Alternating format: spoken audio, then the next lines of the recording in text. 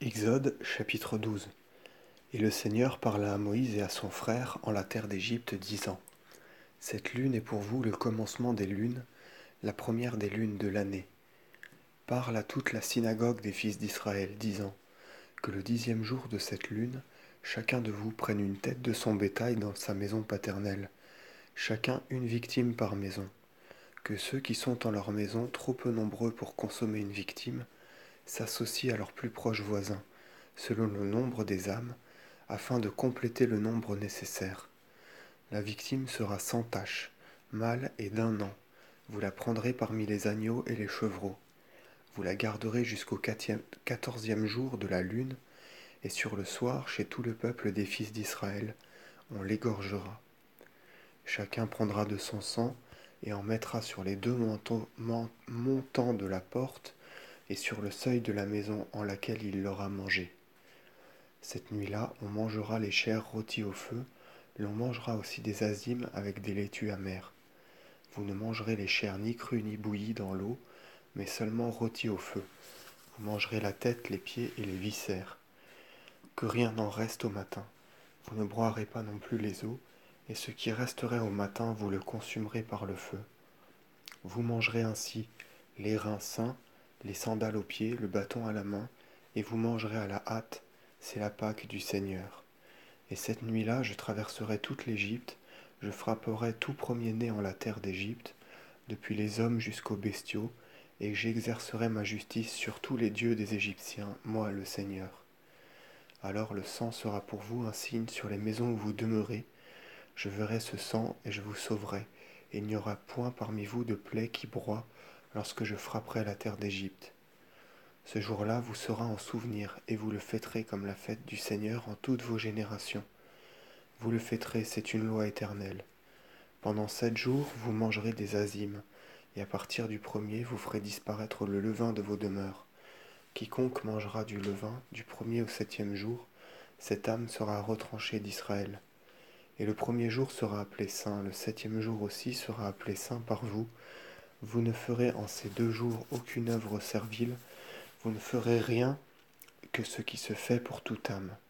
Et vous observerez ce précepte, car en ce jour-là, je conduirai toute votre armée hors de la terre d'Égypte, et vous consacrerez ce jour-là en toutes vos générations. C'est une loi éternelle. À partir du soir du 14e jour de la première lune, vous mangerez des azimes jusqu'au soir du 21e jour de la lune. Pendant 7 jours, qu'il ne se trouve pas de levain en vos demeures. Quiconque mangera du pain levé, qu'il soit né dans le peuple ou étranger, cette âme sera retranchée du peuple d'Israël. Vous ne mangerez pas de pain levé. Dans toutes vos demeures, vous mangerez des azimes.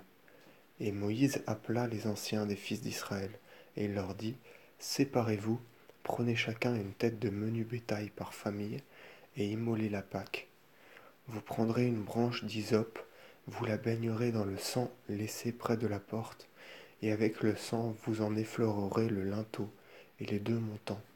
Chacun de vous se gardera jusqu'à l'aurore de franchir le seuil de sa maison.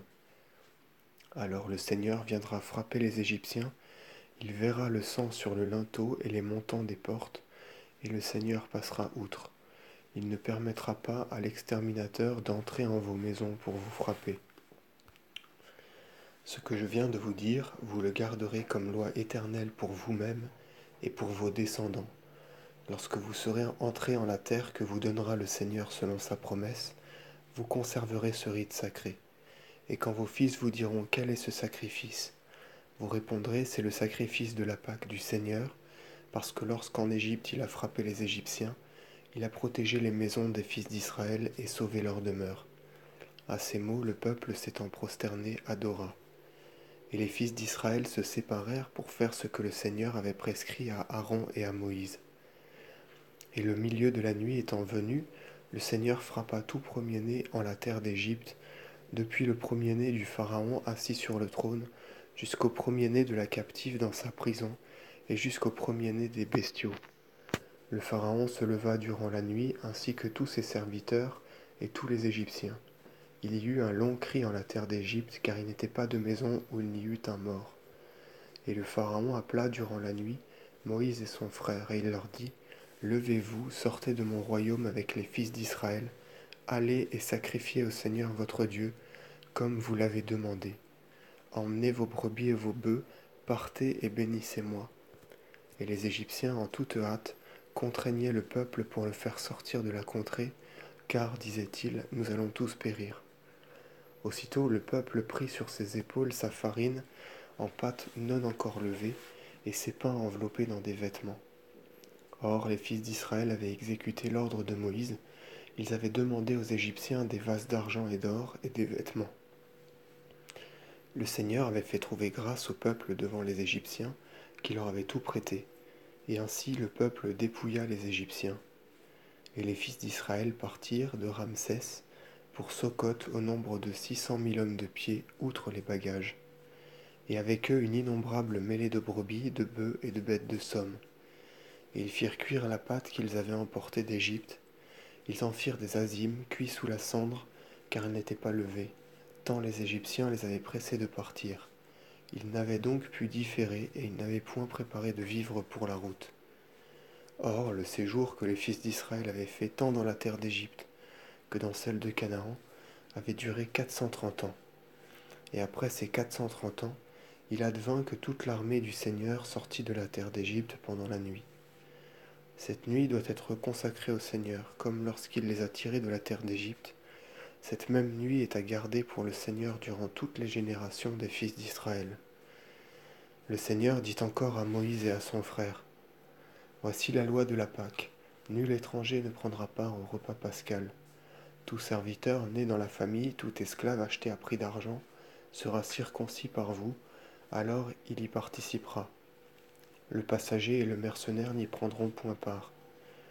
La Pâque sera mangée dans les maisons, et vous ne porterez hors de la maison aucune part des chairs, et vous ne broierez pas un seul os. Toute la synagogue d'Israël fera ainsi. Et si quelqu'un est venu vers vous comme prosélyte pour faire la Pâque du Seigneur, circoncisez tout mâle dans sa famille. Alors il sera admis à la faire, et il sera comme celui qui est né dans le pays. Nul incirconcis ne prendra part à la Pâque. Il n'y aura qu'une loi, tant pour l'indigène que pour celui qui arrivera comme prosélyte parmi vous. » Et les fils d'Israël firent ce que le Seigneur avait prescrit pour eux à Aaron et à Moïse. Ils le firent. En ce jour-là, le Seigneur conduisit hors de la terre d'Égypte les fils d'Israël avec toute leur armée.